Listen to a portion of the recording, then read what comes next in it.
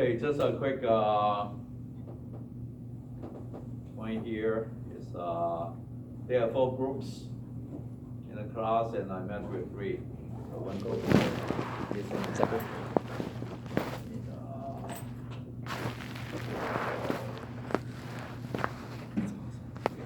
I got it. referring to your group or not.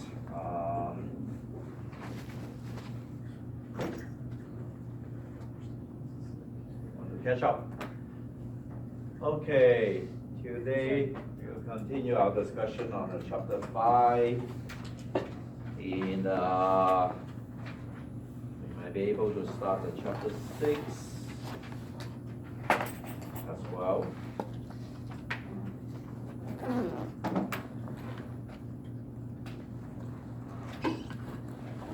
This is pretty much where we stopped the last Thursday, talking about the practice of how the treasury sold their securities to raise money, to pay for the budget, the deficit, on and on.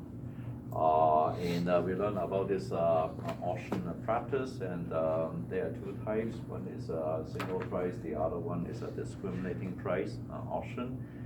And which one that is a current practice, single price or discriminating price? Single price. And what is the main difference between the 2? Yeah, for all the successful bidders under the single price auction, everyone will pay the same, regardless of the bid quote that they put among those competitive bidders. On the other hand, for discriminating prices, you are the competitive bidder. Whatever you put on the bid, you get it, and you pay the corresponding price. Okay.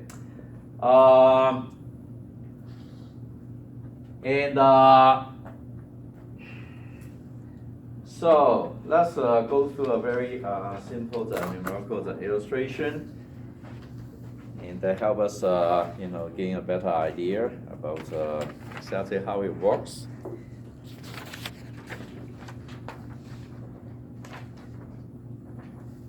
In fact, this is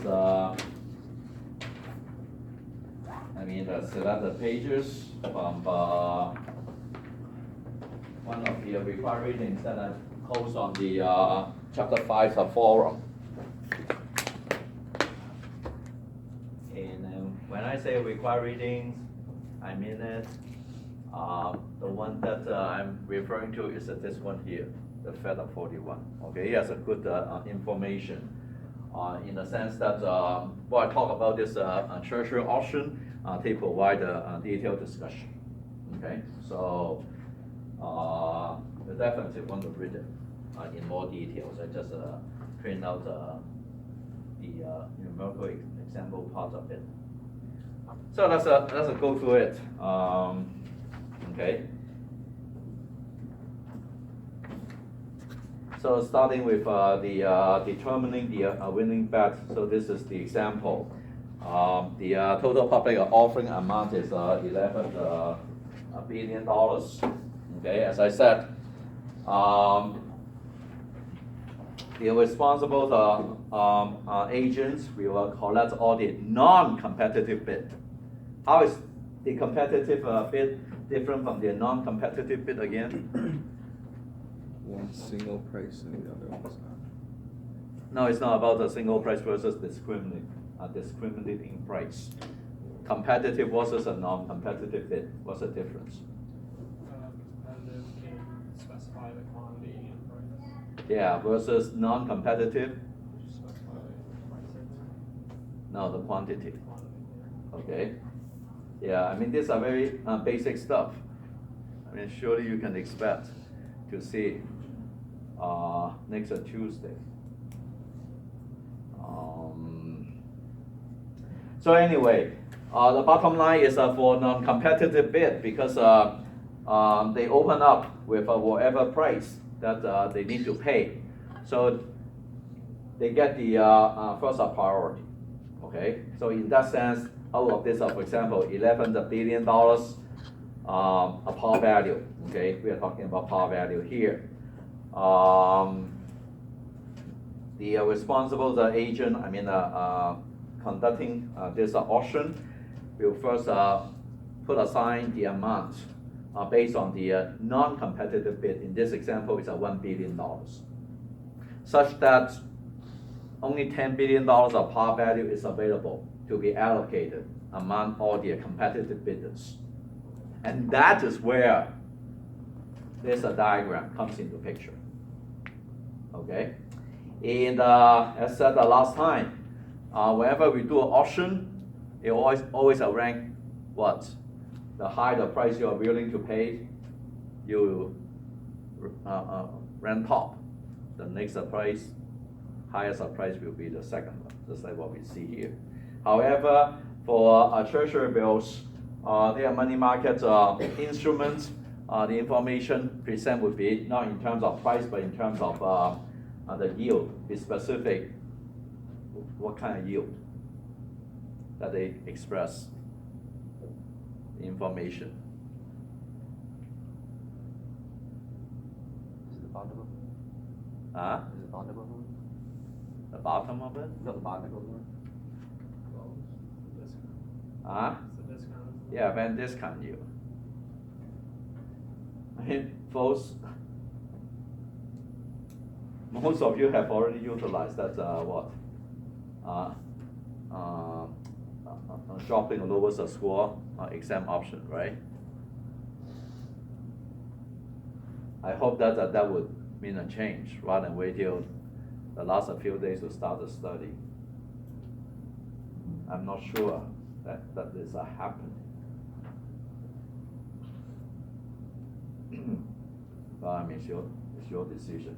I lay out the rules up front. You know that whatever happens going forward for the next 3 exams will be for real. Will not be eliminated for most of you. Okay, yeah, it's a band discount yield. All along we have learned that the yield and the price has an inverse relationship. That's why what we see here is the highest bid price is a rank top, and then the next one is a second. But what we see here is expressed, I mean, there's a handout, it's expressed as a yield. And we see that the top bidder 1, it's put down the lowest yield figure. It's due to that inverse relationship. And again, also specify the amounts. So the same apply to bidders 2, 3, 4, 5, 6. Just like what we see here. Okay. The lower the yield, that means the higher the price, the higher that particular competitive bidder will be present on this diagram. Okay. So we have a $10 billion offering allocated for the competitive bidders. However, if we sum up the amount bid by all these 6 bidders, what are we talking about? All 6 of them. In aggregate, they bid for how much? Huh? 15 millions, right? Okay. That means that someone will be missed out in this process. So what happened is, okay, you are willing to pay the highest price. That means you are willing to accept the lowest return. You get it first. So the first guy will get the full $3.5 billion allocated. The second guy, okay, after this $3.5 billion allocated to the bidder 1, how much is left? 6.5 billion, right? Then we look at the second bidder. He only asked for 2.5, so he'll get it, okay? So what is left now becomes what? 4 billions, right? Then we look at the next two bidders. They have the same yield, okay? Whenever we see something like this, we need to add up the amounts. Okay, we cannot distinguish one from the other because they are willing to pay the same price. So at the 3% yield, that's a demand of $6 billion. However, how much is left available? Only 4. Okay, how do we handle it? Turn to the next page. Proportional. 4 billion available with a demand of 6 billion. That means we can only allocate 2/3 of whatever is whatever the amounts that the bidder is interested in. That will be translated into, for both the bidders 3 and 4, instead of getting what? 3 billion, each of them will only get what? $2 billion of par value. And then the bidders 5 and 6 are out. Okay? Now using the terminology here, the stop out price, or in that account the stop out yield would be, in that example, 3%. Remember we went through that numerical example. I gave you the a formula to convert the bank discount yield into price. Remember that? Pretty much you apply that formula here. You convert that 3% yield into whatever price it is. Of course, I don't think we have the information to do it, because in order to do that, we also need to have the information on what is the term to maturity of this issue. We don't have it, so cannot do it. Now, then what happened to those non-competitive bidders? In aggregate, they demanded $1 billion par value. How much do they need to pay for their bid? Yep, at a 3% yield. That we call again the stop out yield. Go through that calculation, the formula, get the price, then we call that a stop out price. Okay?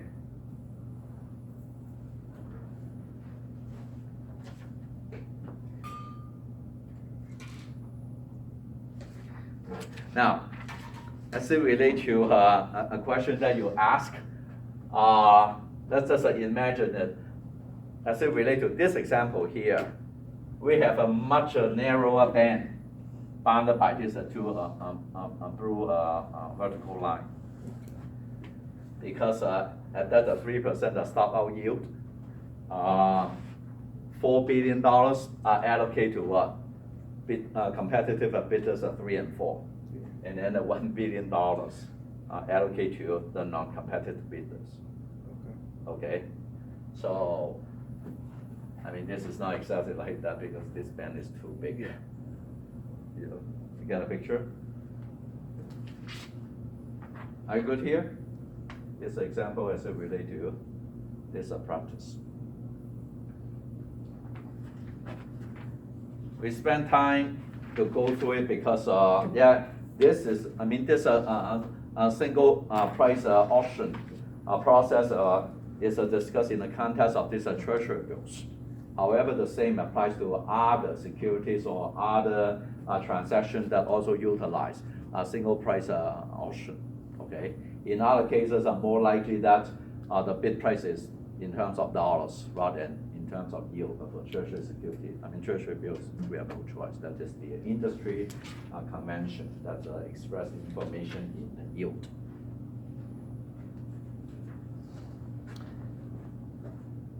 Okay, let me quickly point out this again.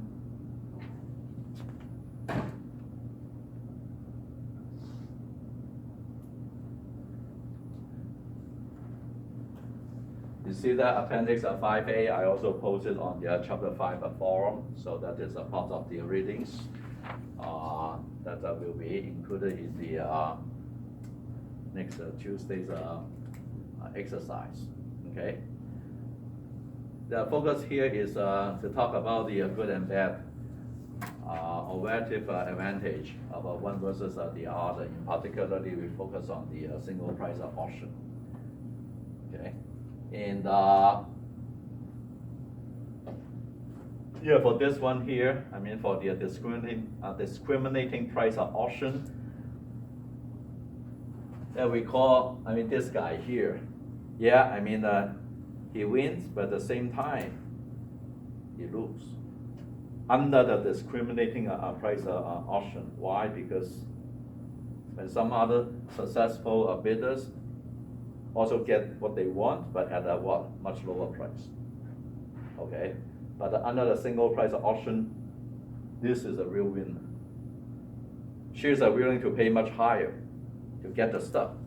She got the stuff. Not only that, she only needs to pay less than what she is willing to. Okay? But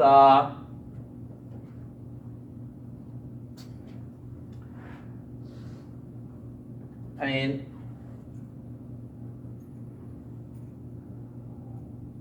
so that illustrates some good point about a single price auction, because that winner curse concern is not applicable in the case of a single price auction.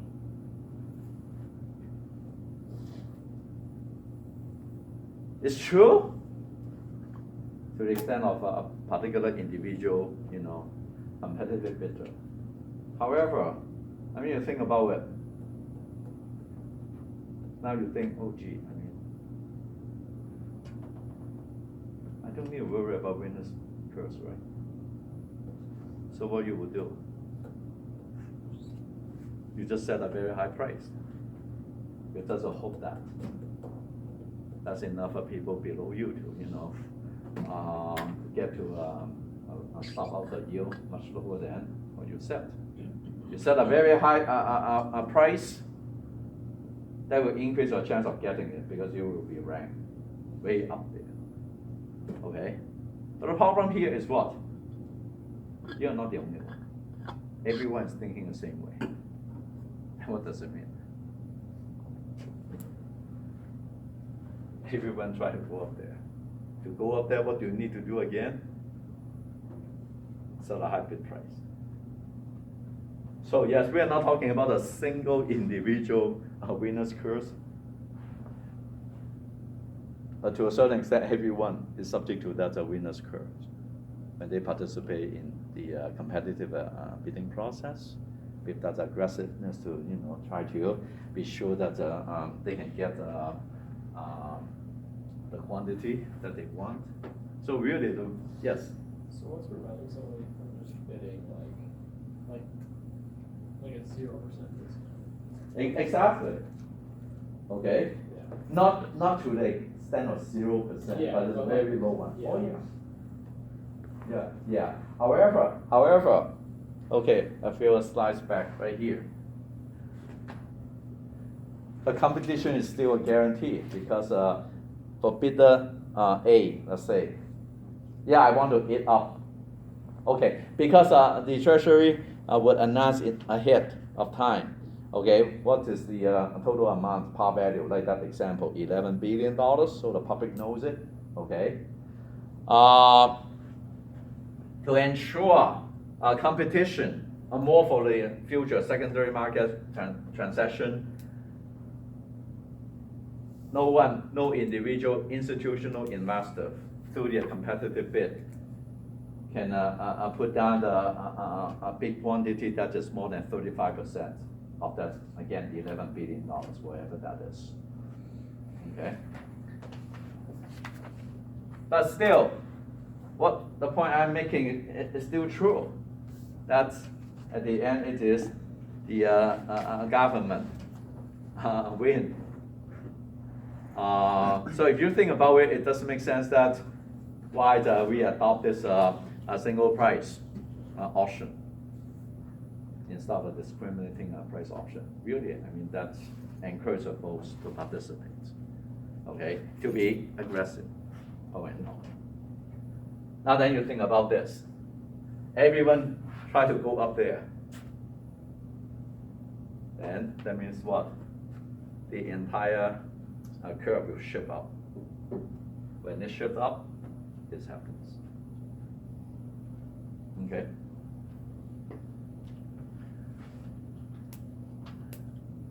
Read the appendix A.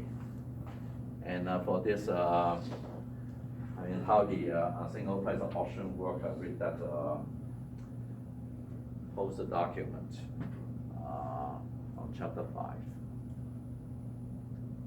Okay, that was about the primary market activities. That means when the Fed issue new shares, I mean new treasury bills. Okay. Now, in particularly for the competitive bidders, because they are mostly the institutional investors, they buy it not for the sake of holding it. Down the road, they will turn around to sell it in the secondary market. And that is what this slide is about. As you can see here, I mean, they are a group of primary dealers responsible for the secondary market activities for treasury bills. I mean, they play a very important role because if you think about it, if they are not doing their job, then what will happen? There will be very limited secondary market activities. When we are talking about the very limited secondary market activities, what's the implication? Decrease supply of funds. Liquidity would be a concern. You folks start to worry about, wow, okay, I buy it, can I sell it fast if I need to? Liquidity is always a big concern.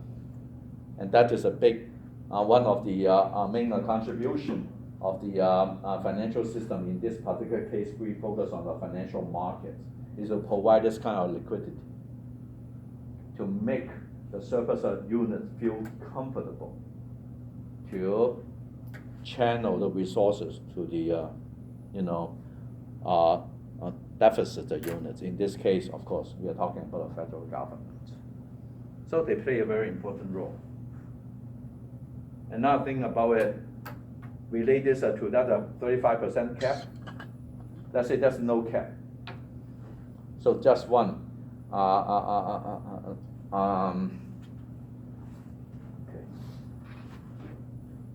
I need to take a look. Get the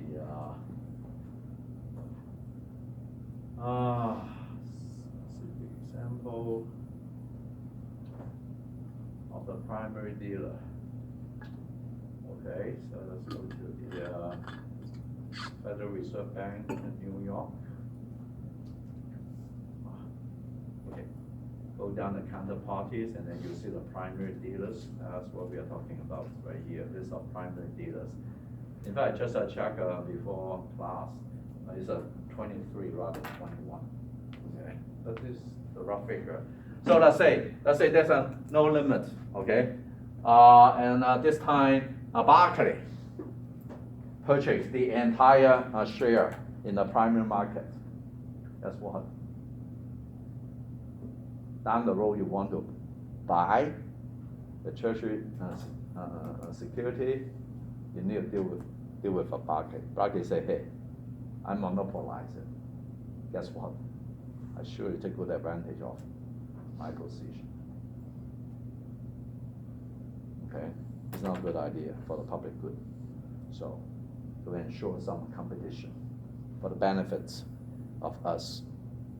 In this secondary market activities, let's cap it at 35%. Of course, you can argue why 35%, why not 30%, whatever. Go ahead to argue. Take your time to argue.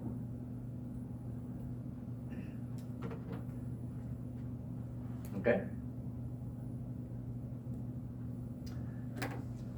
We have learn this, but let's say, oh, let me give you this.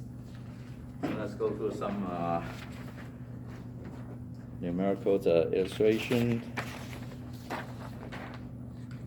Similar to what I showed you last week, last Thursday. I don't remember the size and number.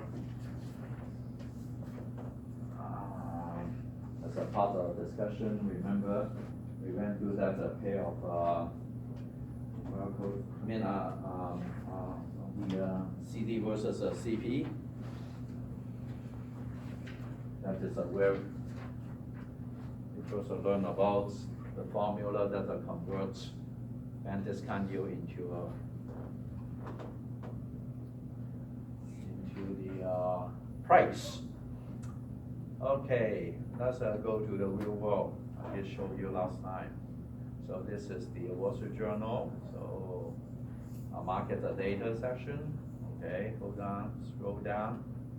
We see the what? The Treasury quotes. Okay. And this is what we are looking at. So let's use, let me see which one. Let me choose the one mature here. Wait a minute. I'm sorry, this is a bounce and no, so I can put down. Yeah, we can just, say go to bills, so I click on that, okay? Let's use this one here, December 20th, 2018. The one matures on that day. Follow me? And again, see, these are not prices, they are what? But these are two numbers.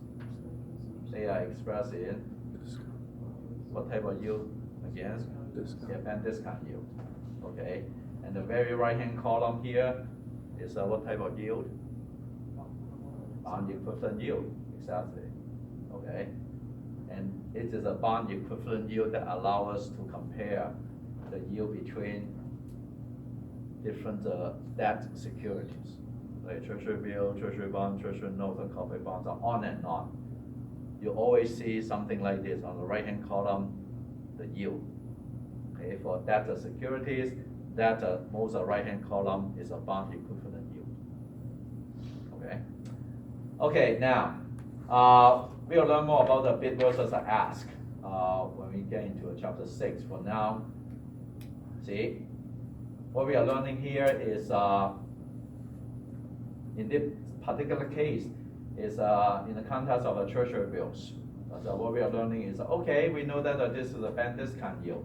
On last Thursday, we learned how about utilize this piece of information and convert into price, okay? And once we figure out the price, we can also convert it back into the bond equivalent yield. Now, because for the bond equivalent yield, like what we see here, is calculated based on the asked price, okay? So that restrict us to, use this ask yield for calculation. So what we are going into is to calculate the asked price for this treasury bill issue. Do you follow me? Okay. So most of you were here, and I already showed you how to do the calculation. If that's a price formula, so why don't you go ahead to do it? But before you do that, okay, you need to first figure out the end, because this is not a new issue. Now, how do we do it? Listen, for treasury securities, okay, that's a one-day settlement period, okay? So what it means here, for example, this is today's Wall Street Journal, it's a real time. But the number here is reflecting the closing at yesterday, October 22nd. You follow me? Okay. Now, with the one-day settlement period, that means even though you purchased that particular treasury bill yesterday, however, the title will not be transferred to you till today. You follow me? The transaction will not be settled. till today, even though the trade was done yesterday, because of that one business day settlement period. And this is important because this determines the end. The end is determined from the settlement date to the maturity date. So let's go through it. For this month, how many more days? 8, right? 24, 25, 26, 27, 8, 9, 30, 31, right? 8. Next month, 30, so it's 38 days. How many more days in December? 20, because it mature on the December 20th, right? That means that n equals to what? 58. You got a picture? Okay. Remember, 1 day settlement period. Like in exam, I will say the transaction was made on whatever. Or say the price quote was for whatever that's a business day. You need to remember that 1 day settlement period in your analysis, in determining the end. The other thing also means what? You need to know which month have a 31 days, 30 days, that kind of stuff, so that you can count it correctly. Yes? So, the settlement date would be the 24th, right? No. Remember, the quote here was for yesterday. So today is a settlement day for yesterday's transaction. Okay? So from, for the rest of this month is 24, 25, 26, 7, 8, 9, 10, 11, 8 days. So N is 58 days. Okay, now go ahead. I use $10,000 as a par value. Go ahead to calculate. So from here we know that as given, oops, as given from the Wall Street Journal, the asked quote is 2.140%, and now you are asked to calculate the bond equivalent yield as well as the EAR. So which slide is it for the formulas? Yeah, you have the both bond equivalent yield and the EAR on the slide 5. And I just show you how to do the N, which is in this example 8 plus 30 plus 20, so it's 58. I'm just repeating what I went through with you folks. So the first thing you need to do